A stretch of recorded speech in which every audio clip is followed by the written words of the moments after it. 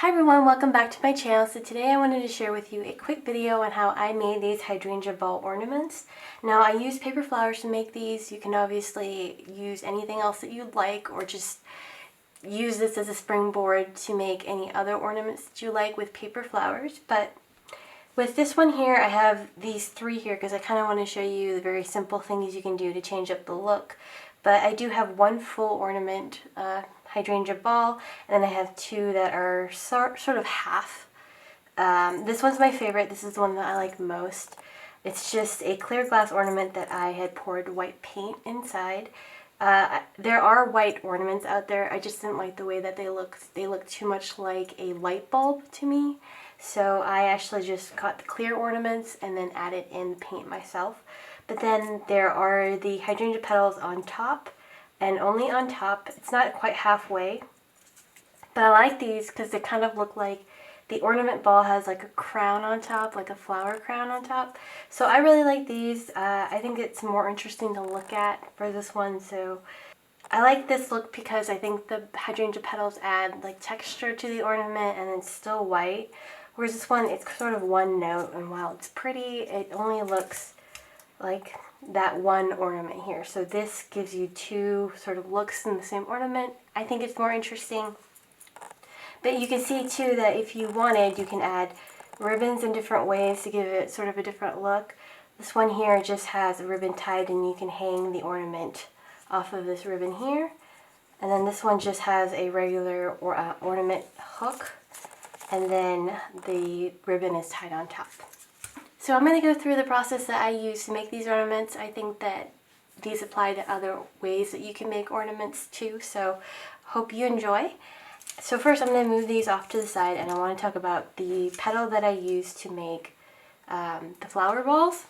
So what I did with the petals is I went to Leah Griffith's website, where she has a free SVG of the hydrangea petal. So this is best if you have a Cricut or a Silhouette Cameo. If you don't have either of those, you can buy a punch that looks similar to this petal shape here. So there are punches out there, like the paper punches, that you can use to cut out this similar shape. I think it's by Martha Stewart or Fiskars. I'll link it if I can find it below in the description. But for the petal that I used, I did use the petal by Leah Griffith. I will link the website below. And you can just download this petal and you can import it into your software and then cut it. So what I do is, I have a ton here. This whole container is full, and I would have more, but I had to limit myself. So the reason why I have so many pieces here is that I end up using a lot of white cardstock. And what happens is, although I try to minimize the amount of waste that I create when cutting out petals for flowers and stuff, I don't end up doing it that well. And when I do save a piece of scrap paper, I don't end up using it. Even with the best intentions, I don't end up using as many scraps as I think I will. And so I end up just with boxes of scraps that I may never ever pull out. So what I do is I actually take the little cut piece here, and I'll throw it into the margins and the spaces where one of these petals will fit. And then as I'm cutting that cardstock out, I'll have these extra, and I'll throw this into this bin, and I sort of store it because I do like to use sort of that hydrangea flower look in my flowers and my backdrops.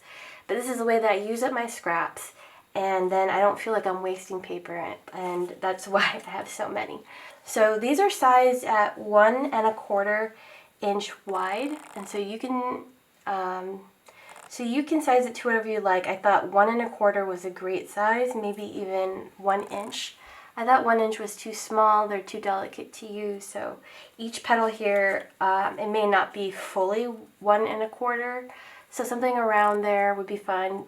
These are taller than they are wide, but I have a lot of these petals here, and this is what I'm using to make my hydrangea balls. And so the process is really easy. I just take two pieces together, and I don't have to align it up perfectly. Sometimes I'll flip the petals so that they look different. That just adds to the more realistic look. And I take my mini screwdriver, and I'm laughing because I've been using this so much lately. You can use a skewer or anything as thin as this. You can use very tiny knitting needles, like I think 2 1/4 millimeter knitting needles will work, but I take this and then I just roll the ends with this screwdriver here. You could just use skewers or a toothpick if it's large enough, but I just roll in the sides very easily.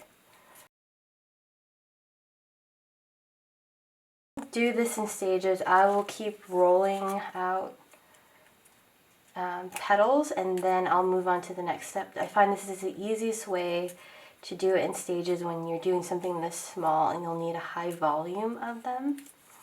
So once I do that, I actually glue them, and I also want to add this pearl rhinestone to it. This is something that I found at Tuesday Morning for $1 for a larger sheet. I just like to add this in the middle. You can use rhinestones or anything that you like, or just leave it blank if you don't want to go through the hassle of adding those in. Okay, so now that I have my pieces curled, I won't do all of those, will be here forever. I just take a glue gun and I add in a little small drop of glue in the middle. And then I just overlap the two petals together so that it gives you this little petal here. So from here, what I'd like to do is I'd like to add one of these little pearl rhinestone stickers, and they're supposed to be sticky. However, I think they lost their stickiness, so I just add a little bit of glue and then place it on top. Let that dry, and then you have one hydrangea petal or flower, and then you just replicate this as many times as you need. So it's super easy. It may be a little time consuming, but I think the overall effect is worth it. You can skip this part if you think that just takes too much time, but even just having this petal here, this little petal here without the rhinestone looks great. So then it's just a matter of making as many of those as you need. So obviously if you want that full hydrangea ball, then you would need a lot more than if you're just doing half or a partial ornament. So I've actually made a ton of them beforehand. So I have all of these here made. Then I want to move on to the actual ornament ball. So as I mentioned, this was a clear glass ornament that I purchased from Michael's. I bought it in a set of 4 for about $3.50, and I added white glue to the inside. So I painted it this white color.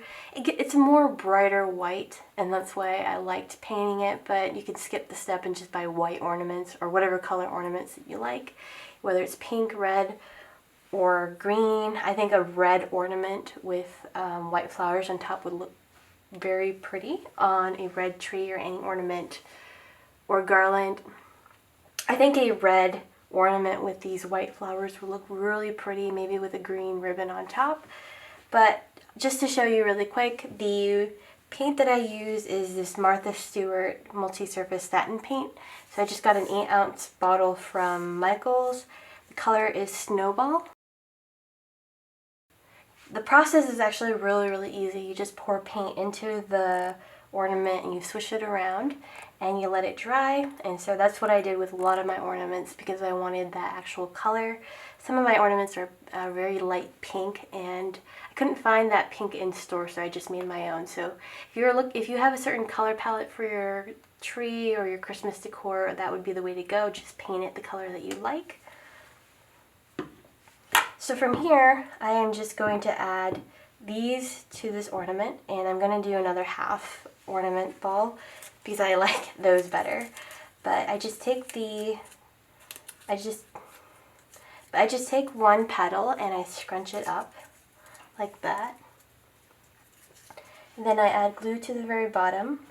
It really helps to have a detail like tip hot glue gun. And then I add it to the top.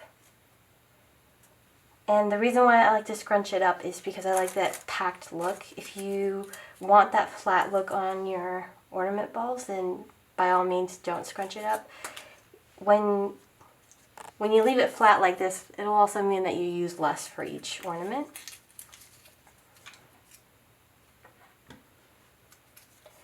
And I originally used tacky glue for this project and that was a mess. The tacky glue just does not dry quick enough.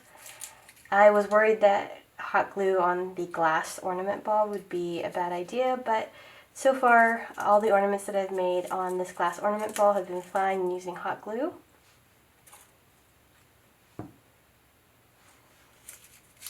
And then the tacky glue, it just fell apart. It was too hard to hold on to this whole ball and without messing up the petals that you had already glued.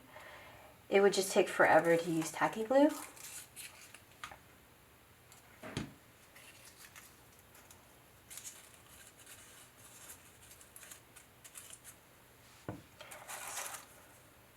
And if your ornament ball is rolling around, you can just use the tray that it comes in. I think that's a helpful thing to have. So I have mine here. This is a tray that it came in on the ornament box. So that's one way that you could just let it sit there without worrying that it'll roll off and break.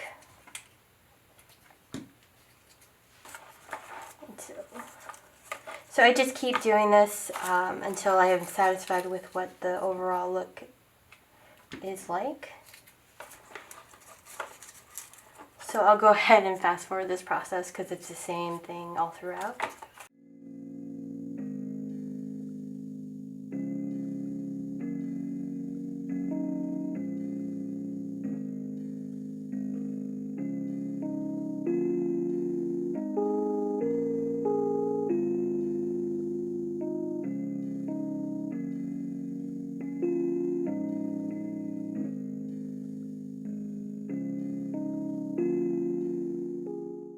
So now that I'm done with all the petals, what I like to do is I just add a ribbon to the top. So what I want to do from here is just add a ribbon to the top, and as I've said, my tree is decorated with white, silver, and pink decorations, and so I don't want to add too much to it. I like a tree that sort of just blends all in. I don't like it to be over decorated or too bright, at least not this year, maybe next year. So I think red is a great classic color. However, white would be a good one. A good satin ribbon would be nice. And so I would just string a little piece of ribbon. And you can add a bow to it if you like. So I like bows to be really, really big. However, I don't want to overpower what the ornament looks like. So I just like to add in, I just like to cut the ribbon at the angle on the tips and then add in an ornament hook. So my favorite to use is usually satin ribbon, so a nice red satin ribbon would go a long way, especially if you're using just a small amount. So here's the ornament ball with that little ribbon on top. I just need a hook, which I don't have one at hand, but that would look really, really nice on a tree.